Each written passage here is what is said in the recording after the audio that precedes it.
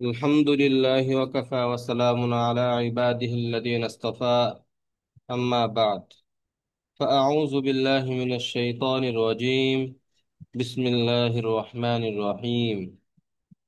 فلولا نفر من كل فرقة منهم طائفة ليتفقهوا في الدين ولينذروا قومهم إذا رجعوا إليهم لعلهم يحذرون.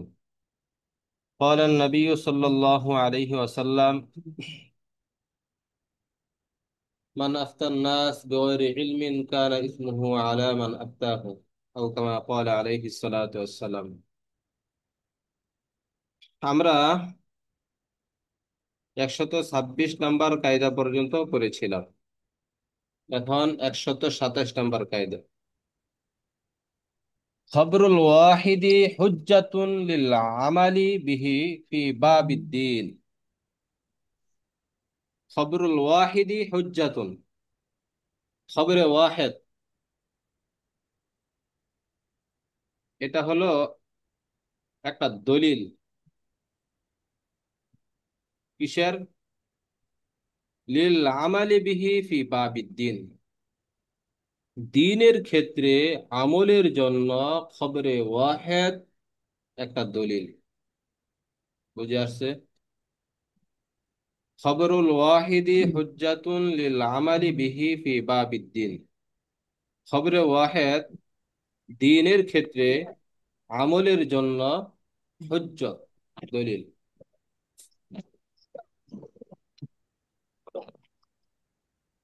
আব্দুল্লাহ ভাই, ভিডিওটা অফ করে দেন।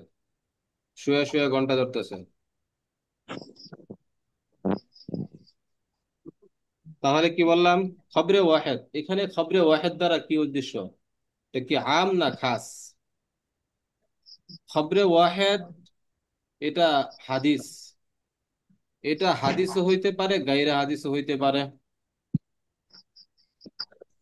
খবরে ওয়াহেদ সিদকে এবং কিসবের এহতেমাল রাখে কি রাখে না?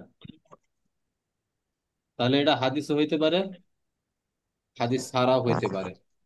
বুঝবেন সামনে। তো খবরে ওয়াহেদ হুজ্জাতুন লিল আমালি বিহি ফি বাবিদ্দিন। খবরে ওয়াহেদ এটা দ্বীনের ক্ষেত্রে, কিসের ক্ষেত্রে? দ্বীনের ক্ষেত্রে হুজ্জত, আমলের জন্য হুজ্জত, দলিল। তবে একটা কথা মনে রাখবেন এখানে, যে ইমানের ক্ষেত্রে, আকাইদের ক্ষেত্রে, মৌলিক বিষয়ের ক্ষেত্রে বা আকায়েদের ক্ষেত্রে খবরে ওয়াহেদ দ্বারা সাবেত হয় না, কোনো কিছু দলিল হতে পারে না। এ ভাই, আল্লাহ এক, ফেরেশতারা সত্য, নবী আলাইহিস সালাতু আসসালাম আল্লাহর পয়গম্বর, আল্লাহ তাআলার পক্ষ থেকে উনারা প্রেরিত, মনোনীত।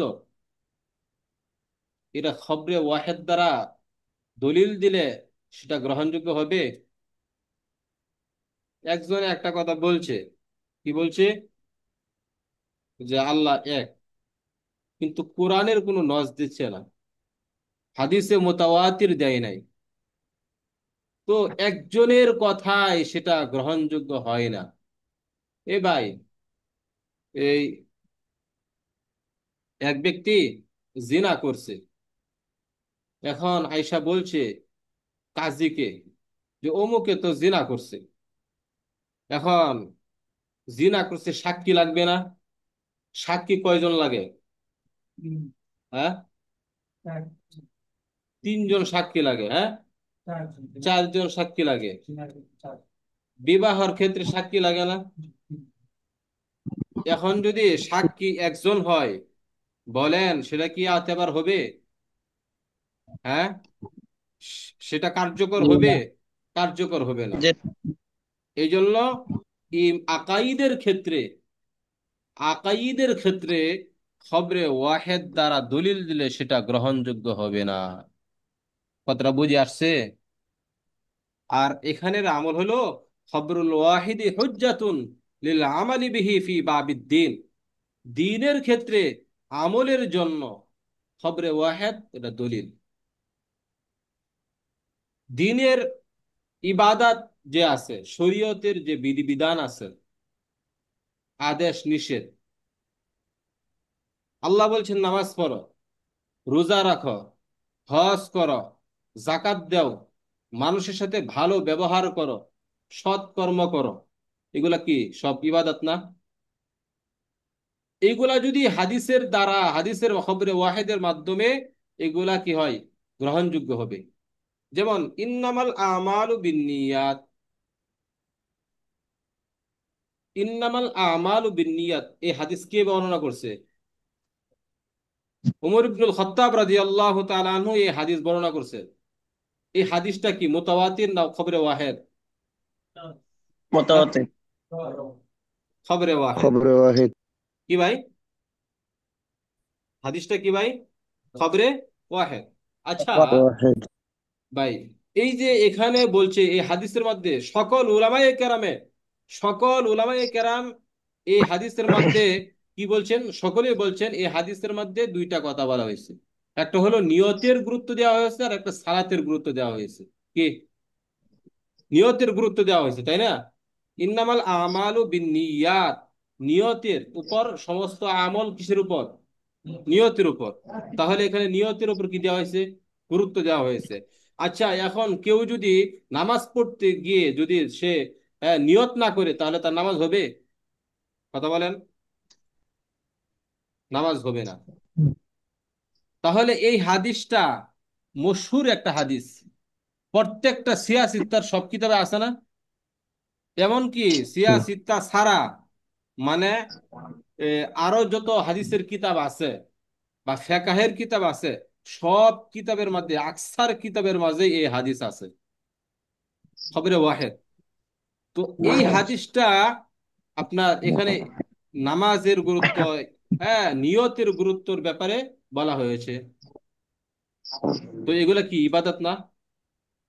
আচ্ছা, আরেকটা হাদিস, এগুলো তো আদেশের ব্যাপার, যে তোমরা কি করো, নামাজ পড়ো, রোজা করো, এগুলা অনেক হাদিস আছে খবরে ওয়াহেদ। তো এগুলা দ্বারা আমল সাব্যস্ত হবে। কি হবে? এখন যদি বলেন যে ভাই, খবরে ওয়াহেদ দ্বারা দলিল দেওয়া সেটা গ্রহণযোগ্য হবে না ইবাদতের ক্ষেত্রে, তাহলে আপনার সারা জীবনে যত নামাজ পড়বেন একটাও হইব না। আপনি যদি এই হাদিস না মানেন যে খবরে ওয়াহেদ দ্বারা সেটা দলিল হইতে পারে না, হাদিসে মুতাওয়াতির লাগবে, তাহলে এখানে তো বলছে নিয়তের কথা। হ্যাঁ, এখন যদি আপনি এই হাদিস না মানেন, তাহলে নামাজের মধ্যে নিয়ত করবেন না? কি? আর যখন নামাজে নিয়ত করবেন না, তখন কি নামাজ হবে? হবে না। আচ্ছা, আরেকটা বিষয় শুনেন। নবী আলাইহিস সালাতু ওয়াসসালাম বলছেন, নাহা রাসূলুল্লাহ সাল্লাল্লাহু আলাইহি ওয়াসাল্লাম আন লুবুসিল, কি, হারির, লির রজুলি, লির, হ্যাঁ, পুরুষের জন্য কি পোশাক? রেশমি পোশাক। পুরুষের জন্য রেশমি পোশাক পরিধান করতে নবী আলাইহিস সালাতু ওয়াসসালাম কি করছেন? নিষেধ করছেন। নিষেধ। এই হাদিসটা কি মুতাওয়াতির না খবরে ওয়াহেদ? হুম, এই হাদিসটা খবরে ওয়াহেদ। তাহলে খবরে ওয়াহেদ এটা আমলের জন্য, শরীয়তের বিধিবিধানের জন্য এবং দণ্ডবিধি সংক্রান্ত বিষয়ে সেটা কি হয়, গ্রহণযোগ্য হয়। কিন্তু আকাইদের ক্ষেত্রে, কিসের ক্ষেত্রে ভাই? আকাইদের ক্ষেত্রে সেটা কি হবে না, হাদিসে মুতাওয়াতির লাগবে না, কোরআনের নস লাগবে। তো আমাদের এখানে বলার উদ্দেশ্য হলো, এই কায়দা থেকে বিষয় হলো, বোঝার বিষয় হলো, খবরুল ওয়াহিদি হুজ্জাতুন লিল আমালি বিহি ফি বাবিদ্দিন, যে খবরে ওয়াহেদ এটা দ্বীনের ক্ষেত্রে আমলের জন্য হুজ্জত। কি? দ্বীনের ক্ষেত্রে, অর্থাৎ শরীয়তের যে বিধিবিধান আছে, আদেশ নিষেধ যা আছে, এই খবরে ওয়াহেদ দ্বারা সেটা কি হয়, প্রমাণিত হয় এবং আমলের যোগ্য হয়। ভাই, বুঝে আসছে এই বিষয়টা? মাশাআল্লাহ। এখানে যে নিয়তের কথা বলা হয়েছে নামাজের জন্য, জি। এখন একজন যে অজু করতে গেল, নামাজের জন্যই তো অজু করবে। আচ্ছা। এখন কি আলাদা নামাজের জন্য অজু করা লাগবে, নাকি অজুর যে করতেছে নিয়ত? এই কথা তো আপনার প্রথম কায়দায় পড়ে আসছেন, ইন্নামাল আমালু বিন্নিয়াত, সর্বপ্রথম উসুলে ফিকহ, কওয়াইদুল ফিকহের মধ্যে সর্বপ্রথম এই কায়দা গেছে যে নিয়তের শব্দের অর্থ কি। হ্যাঁ, আল ইরাদাতু ফিল কলব, যে অন্তরের মধ্যে কি হওয়া, উপলব্ধি হওয়া, কি হওয়া চলে অন্তরে। আসা। হ্যাঁ, আপনি ঘর থেকে বের হইছেন, মসজিদে যাইবেন, এখন জি আমরা এশার নামাজ পড়ে আসলাম। হুম, এশার জি। নামাজ আমরা পড়ে আসলাম। তো ঘর থেকে বের হয়েছি এই নামাজের জন্য। আচ্ছা বলেন তো, আমি যে ঘর থেকে বের হইলাম নামাজে এই সময়ে, তাহলে মানে কি কোন নামাজের জন্য আমরা বের হইলাম? ঈশার নামাজের নামাজের জন্য। জন্য। এটা মনে মনে আমার কল্পনা আসছে না? জি। কথা বুঝেন, এই কল্পনা মানে দিলে দিলে ভাসনা, কল্পনা জল্পনা উপলব্ধি করার নামই হইল নিয়ত। কি এটা এর নামে। ইনফিরাদি ভাবে খাস কইরা বলতে হবে, আমি যে এশার নামাজের 4 রাকাত ফরজ নামাজ পড়তেছি, আল্লাহু আকবার, এই ইমামের পিছনে আল্লাহু আকবার, এভাবে বলার দরকার নেই। দরকার নাই। তবে হ্যাঁ, কেউ যদি পড়ে যে আমি এশার নামাজ পড়তেছি, এশারের ফরজ নামাজ পড়তেছি আল্লাহু আকবার, যদি মুখে ঠুট লড়ায় পড়ে, অসুবিধা নাই। কি নাই? অসুবিধা নাই। অসুবিধা নেই। তবে যদি কেউ না পড়ে, যদি অন্তরের মধ্যে এই জল্পনা কল্পনা এবং বাসনা উপলব্ধি থাকে যে আমি এশারের নামাজ অন্তরে, নিয়ত হলো অন্তরের বিষয়। কিসের বিষয়? অন্তর্নিহিত। হ্যাঁ, নিয়ত হইল অন্তরের বিষয়। এটা অন্তরে যদি এটা হ্যাঁ বুঝে আসে যে হ্যাঁ আমি কি নামাজ পড়তে যাচ্ছি, বাস নিয়ত হয়ে গেছে। এটা আলাদাভাবে ইনফিরাদি ভাবে খাস কইরা বলতে হয় না। বুঝে আসছে? যে ভাই প্রশ্ন করছিলেন, আছেন না গেছেন গা? জি উস্তাদ, জি আছি। ও, বুঝে আসছে নি? আপনারা জি। 1 নাম্বার কায়দা, এখন তো খুললে আবার দেখতে দেখতে সময় যাবো গো আমার। 1 নাম্বার কায়দার মাঝে হাসিয়ার মাঝে দেখবেন এইগুলা সব বিস্তারিত বলা হয়েছে, এবং কি আমি আলোচনার মধ্যেও অনেকটাই ইঙ্গিত দিয়েছিলাম। এরপরেও যদি আরো যদি পরিষ্কারের প্রয়োজন হয়, আপনারা কিতাব খুলে দেখবেন, এবং কি সামনে আশবাউন নাজায়ের একটা কিতাব আসতেছে, কি আশবাউন নাজায়ের, ওখানে হয়। সবিস্তারে আলোচনা হবে নিয়তের ব্যাপারে। কি নিয়তের ব্যাপারে সবিস্তারিত আলোচনা হবে। বিস্তারিত আলোচনা। হ্যাঁ উস্তাদ জি, এখন একজনে নিয়ত করলো, ঠিক আছে, নামাজের হ্যাঁ, জন্য, কিন্তু সে নামাজ পড়বে না, তার কি এই নিয়ত গ্রহণযোগ্য হবে? নামাজ না নিয়ত করছে বেড়া যে আমি হজে যাবো। এ ভাই, নিয়ত করছে হজে যাবো, এখন যাই নাই, বলেন সে হজে না যাওয়ার কারণে তার হজের ফরজিয়াত আদায় হবে? জি না। এমন বেড়া, আপনি নিয়ত করছে, আপনি বলতেছেন যে বেড়া নিয়ত করছে নামাজের, এখন নামাজ হইব কি না, তাই তো? নামাজ পড়তে পারে নাই। ও, নামাজ নামাজ পড়তে পারে না, নিয়ত। হ্যাঁ। হ্যাঁ, আচ্ছা, বুঝছি। নামাজের নিয়ত করছে, নামাজ পড়তে পারে নাই, তাহলে নামাজের যে ফরজিয়ত আদায় হবে না, নামাজ পড়তে হবে। জি, সামনে বলেন। নামাজই তো পড়ে না, তাহলে নিয়তের না এটা কি? নামাজের না, ভালো পড়তে হলে কাজের নিয়ত নিয়ত করছে লাগে। আর কি, পরে আদায় করতে পারে নাই যে কোনো জি। জরুরতের কারণে, এই আর কি। আচ্ছা, ঠিক আছে। 128 নম্বর কায়দা, হ্যাঁ, খবরুল ওয়াহিদি লা ইয়ানফাক্কু আনিশ শুবহাতি।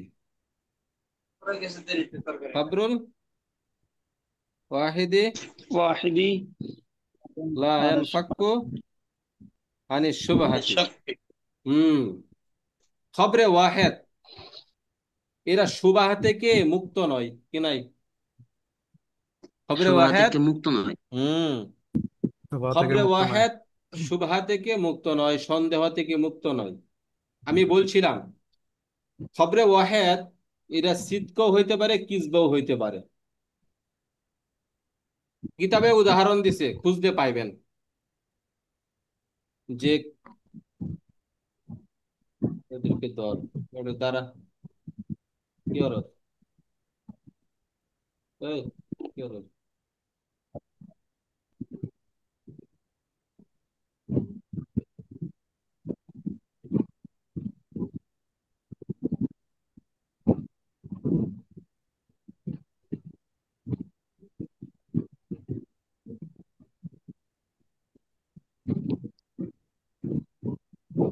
খবরুল ওয়াহিদি লা ইয়ানফাক্কু আনিশ শুবহা। যে খবরে ওয়াহিদ এটা কি থেকে মুক্ত নয়? শুবহা থেকে মুক্ত নয়। তাহলে খবরে ওয়াহিদ এটা সিদকেরও ইহতেমাল রাখে, কিসবেরও কি রাখে? ইহতেমাল রাখে। এক ব্যক্তি আয়সা বলছে অমুক জায়গায় আগুন লাগছে, এটা কি, এটা সিদক হইতে পারে, কিসব হইতে পারে না? হইতে জি। পারে। হাদিসের মাঝেও এমন আছে, কি আছে? এটা ইহতেমাল আছে। হাদিসের মধ্যে কি আছে ভাই? এগুলার সুবাহার ইহতেমাল আছে, সন্দেহ থাকতে পারে। আমি বলতেছিলাম যে কিতাবের মাঝে খুঁজলে পাইবেন, হাসিয়াতে আছে কাফের এবং মুসলমানদের মধ্যে একটা চুক্তি হয়েছে যে 1 মাস পর্যন্ত তোমাদের মাঝে আমাদের একটা চুক্তি, কোনো লড়াই হবে না, তোমরা আমাদের জিম্মায় থাকবা, মাস শেষে কি দিবা? কর দিবা। এখন কাফিরের পক্ষ থেকে এক দূত আসছে, আইসা বলতেছে যে কাফিররা তো চুক্তি লঙ্ঘন করছে। কি করছে? চুক্তি লঙ্ঘন করছে। এই কথা শোনার সাথে সাথেই মুসলমানদের এই অধিকার নাই যে কাফেরদেরকে আক্রমণ করবে। কি একজনের কথাই কি দলিল গ্রহণযোগ্য হবে? এই যে এখানে পাওয়া গেছে জি না। যে আল খবরুল ওয়াহিদি লা ইয়ানফাকু আনিশ শুবহা, যেহেতু শুবহা থেকে মুক্ত নয়, এই জন্য রিচার্জ করো যে আসলেই চুক্তি ভঙ্গ করছে কি না। কি আসলেই চুক্তি ভঙ্গ করছে না? তাহলে যেহেতু খবরে ওয়াহেদ শুবহা থেকে মুক্ত নয়, এই জন্য এই একজনের কথার উপর দলিল দেওয়া যাবে না, সাথে সাথে কার্যকর করা যাবে না। আরেকটা উদাহরণ দিই হাদিস দিয়া। এই কথা আমরা সবাই জানি যে শুক্রবারে কিয়ামত হবে, এটা জানি না? জি। জি আচ্ছা, এটা কি নবী আলাইহিস সালাতু ওয়াস সালামের একটা হাদিস আছে কি নাই? আছে। আচ্ছা, আমরা শুনে আসছি আছে, তাই না? এখন এই হাদিসটা কোরআন এবং হাদিসে মুতাওয়াতির দ্বারা এমন কোন সুস্পষ্ট প্রমাণ আছে? এই কোরআন দ্বারা যখন প্রমাণ হবে, তবে বাস্তবে সঠিক 100% শিওর এই কাজ হবেই শুক্রবারে। এতে কোনো ধরনের কি নাই, দ্বিমত নাই, আশঙ্কা নাই। আছে? হাদিসে মুতাওয়াতির দ্বারা যখন এটা সাবেত হবে 100% শিওর, সেটা হবেই। কিন্তু খবরে ওয়াহেদ দ্বারা যখন সেটা কি হবে, হ্যাঁ, দলিল দেওয়া হবে, তখন এটার মধ্যে কি আছে? আশঙ্কা আছে। হবে না এমন কোনো বিষয় না। কি এটা যে ঘটবে না এটা না বিষয় না, কিন্তু আশঙ্কা আছে। কি আছে? আশঙ্কা আছে। আচ্ছা, কোরআন এবং হাদিসে মুতাওয়াতিরা কোথাও এই কথা নাই। হাদিসে মুতাওয়াতির খুঁজবেন, পাইবেন না যে এটা শুক্রবারে হবে। যে হাদিসে মুতাওয়াতির খুঁজবেন আপনি এবং কোরআন খুঁজবেন, আছে কিনা। তবে হ্যাঁ পাইবেন, খবরে ওয়াহেদ পাইবেন। কি পাইবেন? হাদিস পাইবেন, খবরে ওয়াহেদ। তারপরে তবে এটার মাঝে কিছুটা সংশয় আছে। তবে হবে না এমন না, কিন্তু আলামতের মাধ্যমে বোঝা যায় কি আছে, সেটা হবে। তবে আপনি 100% শিওর দিয়া সেটা বলতে পারবেন না। কি পারবেন না? যেহেতু এটা কি নস নাই, সরাহাতান কোনো নস নাই, আছে খবরে ওয়াহেদ আছে। কি আছে? আর আমরা জানি খবরে ওয়াহেদ লা ইয়ানফাকু আনি সুবাহা, এটা সুবাহা থেকে কি না, মুক্ত না। একটা সংশয় বিষয় হইতে পারে, সমস্যা। কথা বুঝে আসছে? জি আলহামদুলিল্লাহ। জি। আল খেরাজু বিজ জামান, আল খেরাজু বেশ জামান। বিসমিল্লাহ।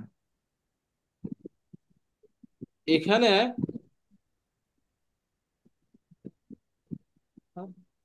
মালিক যার, লাভ তার। কি এটার অর্থ হইল মালিক যার, লাভ তার। আল খেরাজু বেশ জামান। খেরাজ শব্দের অর্থ কি বলতে পারেন কেউ? দেখি তো।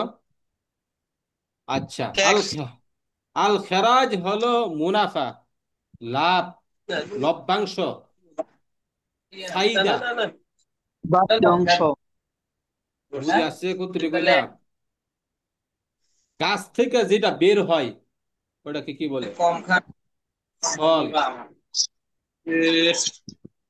গরুর দুধ, গরুর উলান থেকে যেটা বের হয় সেটাকে কি বলে? খেরাজ বলে। উদাহরণ দিতেছি, দ্বারা বুঝে আসবে। আর বীজ যেমন যিনি মালিকানার দায়ভার গ্রহণ করেন, মালিকানা। তাহলে এটা এক কথায় আমরা বলছিলাম আল খেরাজ বিজ জামান, যে মালিক যিনি মালিক হবেন তারই মুনাফা হবেন, তারই মুনাফা হবে। মালিক যা, মালিক যার কি মুনাফা তার, মালিক যিনি ক্ষতিও তার। যেমন খেয়ারে আইবের ভিত্তিতে, কিসের ভিত্তিতে?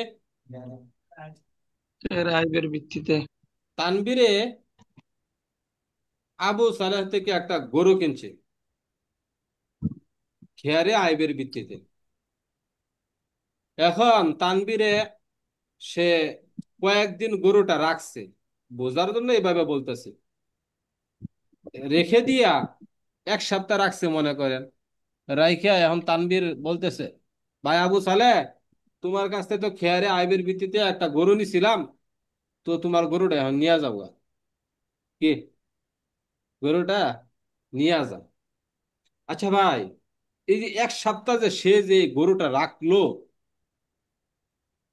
হ্যাঁ, তাহলে কি তার কোনো এই 1 সপ্তাহ রাখার কারণে তার কোনো টাকা পয়সা বা কোনো কিছু দিতে হইবে, ট্যাক্স দিতে হইব? বলেন তো দেখি, বলেন। খেয়ারে আইবের ভিত্তিতে বেড়া গরু নিছে, 1 সপ্তাহ পরে এখন দিয়া দিতেছে, 1 সপ্তাহ যে রাখছে, তাহলে এখন কি কিছু দিতে হবে কি, কিনা তাকে? দিতে হবে না। কেন? কারণ খেয়ারে আইবের ভিত্তিতে নিছে। এ ভাই, তোমার কাছ থেকে আমি গরুটা কিনছি খেয়ারে আইবের ভিত্তিতে, হ্যাঁ, যদি এটা তার কাছে, অর্থাৎ ক্রেতার কাছ থেকে, ক্রেতার কাছে যদি এই গরুটা ধ্বংস হয়ে যেত, হ্যাঁ, বা তার কাছে যে নতুন করে কোনো যদি আইব সৃষ্টি হইতো, নতুন করে তার কাছে, মানে মালিকের কাছে থাকা অবস্থায় নয়, ক্রেতার কাছে থাকা অবস্থায় ভালো করে না খাওয়ার কারণে গরু দুর্বল হয়েছিল, বা হাল চাষ করাইছে, গরু গেছে মইরা, বা অসুস্থ হয়ে গেছে, কথা বুঝছেন? কিন্তু নতুন করে ক্রেতার কাছ থেকে কি হয় নাই, কোনো রোগ সৃষ্টি হয় নাই, এই রোগ মালিকের কাছে থাকা অবস্থায় সৃষ্টি হয়েছে। তাহলে 1 সপ্তাহ রাখার কারণে কি করতে হবে না? খারাজ দিতে হবে না। সহজে বুঝেন। আপনি গরু কিনছেন, গরু দেয় খালি গমু, জমি কিনছেন, কি কিনছেন? জমি কিনছেন। তা আমরা বলছি যে মালিক যার ক্ষতি তার, মালিক যার ক্ষতি তার। আগের কায়দাটা আরো স্পষ্ট করি, এটা যেহেতু কিতাবের উদাহরণ। তো মালিক যার ক্ষতি তার, তো তানবীরে গরু কিনছেন আবু সালেহ থেকে খেয়ারে আইবের ভিত্তিতে। এখন এটার মালিক মূলত কে? আবু সালেহ। কিন্তু বলছে ভাই, গরুর মধ্যে তুমি বলছো কিছু নাই, কোনো সমস্যা নাই, তবে খেয়ারে যদি আইব পাওয়া যায় তাহলে তোমার গরু তোমার কাছেই যাইবো, আমার কাছে থাকবো না। কি? তোমার কাছেই যাইবো। যখন গরুটা তাকে দিয়া দেওয়া হবে, তখন মালিক কি হবে? আবু সালেহ হবে না? তাহলে মালিক যেহেতু আবু সালেহ, তাহলে ক্ষতিও তার হবে। কি হবে? ক্ষতিও তার হবে। কথাটা বুঝে আসছে? এখন শুনেন আল্লাহ, এখন খারিজি দলিল শুনেন। জমি কিনছেন আপনি, আমি আপনার কাছ থেকে একটা জমিন কিনলাম, 10 বিঘা জমিন কিনলাম, কনফার্ম, সব ক্লিয়ার, কোনো আইব টাইপ নাই, হ্যাঁ, কিনলাম। কেনার পরে এখন যদি এই জমির মধ্যে ফসল হয়, তাহলে উপকার কার? আমার না? হ্যাঁ, আমার। যিনি মালিক তার। আর যদি ক্ষতি হয় তাহলে ক্ষতি কার? মুশতারির। আপনি গরু কিনছেন, গরু কিনছেন, দুধ যদি দেয় তাহলে এই দুধের মালিক কার? কে? মুশতারি। তাহলে আমরা জানি যে মালিক যার, ক্ষতি তার। মালিক যার, হ্যাঁ, লাভও তার। কি ভাই, কথা বুঝে বুঝে আসছে? এখন এই কথা হইতো না ভাই, আমি আমি কি করছি, অমুকের গাছ, অমুকের থেকে একটা বাগান কিনছি, বাগানে ফলন হয়েছে, ঠিক আছে, বাগানের ফলন হয়েছে, এখন এই ফলনের মালিক আমি না, আরেক বেড়া, এটা হইতে পারে না। তো না, তুমি যেহেতু জিনিসের মালিক, তুমি ফলেরও মালিক। কি? তুমি যেহেতু ফল জিনিসের মালিক, এটা লাভ হইলেও তোমার, লস হইলেও কার? তোমারই। এই কায়দাটা ভাই কোন জায়গা থেকে নেওয়া হয়েছে? আল্লাহ সুবহানাহু নাজয়র। আল আশবাউন নাজায়ের থেকে অন্য- এই কায়দাটা নেওয়া হয়েছে। এরপরে আসি আমরা দ্বিতীয় নাম্বার কায়দা, পরের কায়দায় যাই।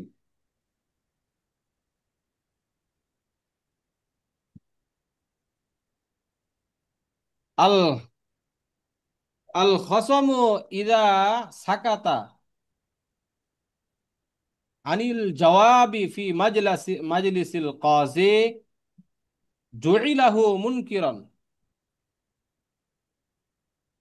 ওয়া ইদা সাকাতা আনিল ইয়ামিন বাদামা তলাবা মিনহু জুইলাহু নাকিলান। আল খসম ইদা সাকাতা আনিল জওয়াবি ফি মাজলিসিল কাজী, প্রতিপক্ষ। কি? প্রতিপক্ষ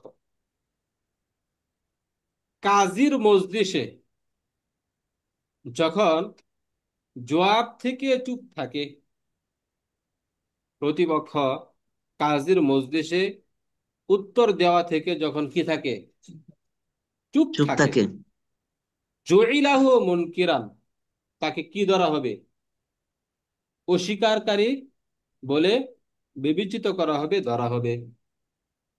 ওয়াইদা সাকাতা আনিল ইয়ামিনি বা'দা মা তালাবা মিনহু, আর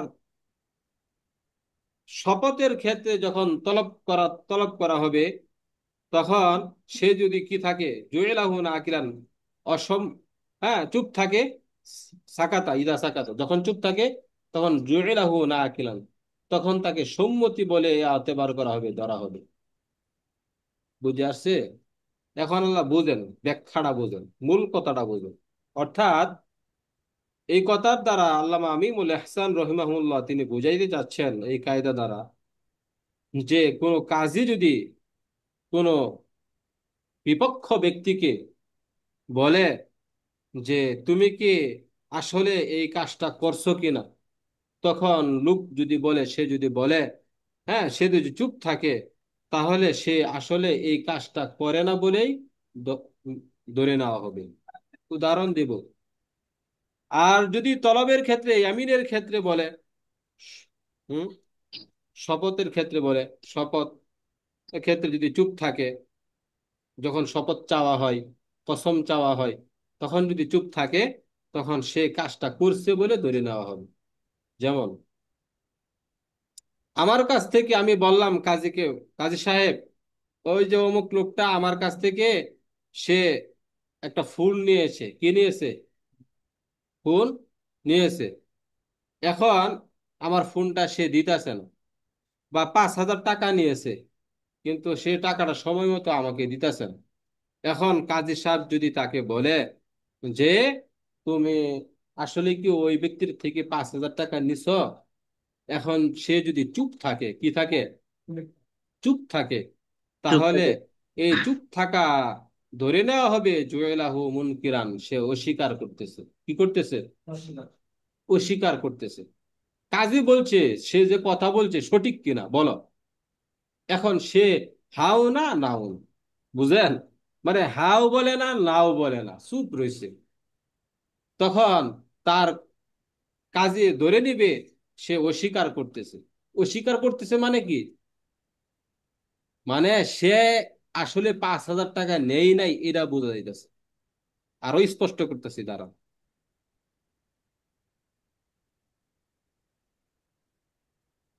এখন ওই যিনি বলছেন 5,000 টাকা নিছে, হ্যাঁ, যে, আর ওই দিক দিয়ে বিপক্ষ ব্যক্তি বলতেছে না, কোনো কথা বলে না, তাহলে এটা অস্বীকার ধরে ধরতেছে। এই ক্ষেত্রে করণীয় হইল, যিনি বলতেছে 5,000 টাকা নিছে, তোমার উচিত হইল সাক্ষী নেওয়া। কে? সাক্ষী যদি তুমি আনতে পারো সে আসলেই হাকিকতান তোমার কাছে হ্যাঁ, এই 5,000 টাকা নিছে কিনা। তুমি তো বলতেছ হ্যাঁ নিছে, আর সে তো অস্বীকার করতেছে, সে অস্বীকার করতেছে। এই ক্ষেত্রে কার কথা এতেবার করা হবে? হ্যাঁ, এখানে এতেবার করা হবে যে তুমি কি করো, তুমি এই সাক্ষী নিয়ে আসো। যদি সাক্ষী সে কি করতে পারে, আনতে পারে, তাহলে ধরে নেওয়া হবে হ্যাঁ অবশ্যই নিছে। আর যদি সাক্ষী নিয়ে না আসতে পারে, তাহলে আপনার এই ওই যে যিনি মুনকির, তার কথাটা কি করতে হবে, গ্রহণ করতে হবে। ইসলামী অর্থনীতি যিনি পড়াবেন তিনি ফোন দিছেন যে লিঙ্ক দেওয়ার জন্য। কয়টা বাজে? 5:40। আচ্ছা, আমাদের সময় হাতে নাই, মাত্র 3 মিনিট সময় আছে, আমরা কায়দাটা শেষ করি। ওয়াইদা সাকাতা আনিল ইয়ামিনি বাদামা তলাবা মিনহু। আর ইয়ামিনের ক্ষেত্রে, শপথের ক্ষেত্রে, শপথ যখন চাওয়া হয় তখন যদি সে কি করা হয়, চুপ করে, যে ভাই সে তো চুরি করছে, কি করছে, সে চুরি করছে, এখন তারে বলা হইতেছে যে শপথ করার জন্য।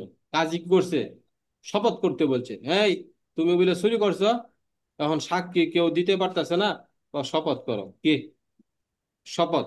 এখন যদি সে শপথ করতে অস্বীকার করে, শপথ করার ক্ষেত্রে সে অস্বীকার হাও করে না, নাও করে না, চুপ থাকে, তাহলে বোঝা যাবে তুমি যে কি করছো আসলে চুরি করছো। এটা কি বোঝা যায়? না কিলান, জুইলাহু না কিলান, তাহলে বোঝা যাবে তুমি কি করছো, চুরি করছো। এই অনেক সময় কি করে, লিয়ান করে না মানুষে? কখন লিয়ান করে? যখন সাক্ষী পাও, হ্যাঁ,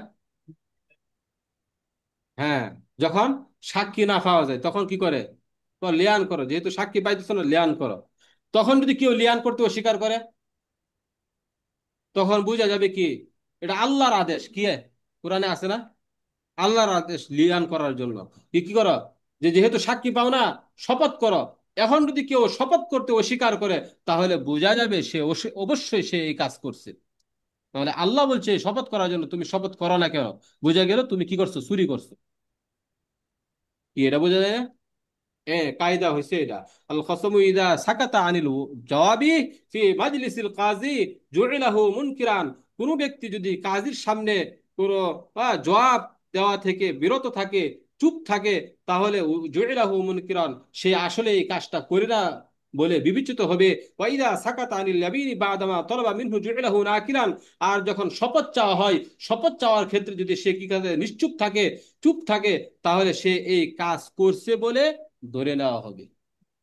বাজ বুঝে আসছে? হুম। জি আলহামদুলিল্লাহ। জি।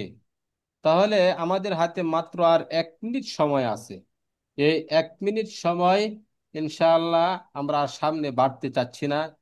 হুজুরেও ফোন দিতেছে, আমরা লিঙ্কটা ইনশাআল্লাহ দিয়া দিব, আপনারা সকলে উপস্থিত থাকবেন। প্রথম ক্লাস যেহেতু, একটু আপনারা সকলেই উপস্থিত থাকবেন, হ্যাঁ। হুজুর শুদ্ধ ভাষায় ইনশাল্লাহ। কথা বলবেন, আমরা তো গ্রাম্য ভাষায় কথা বলি। ঠিক আছে। হুজুরের বাড়ি কোন জায়গায়? আমার বাড়ি ময়মনসিংহ। ঠিক না, আছে। এখন যিনি ক্লাস করাবেন। ওনার বাড়ি যে কই আমি জানি না, ময়মনসিংহ মুক্তা খাসাই, হ্যাঁ। আচ্ছা, আসসালামু আলাইকুম রহমতুল্লাহ।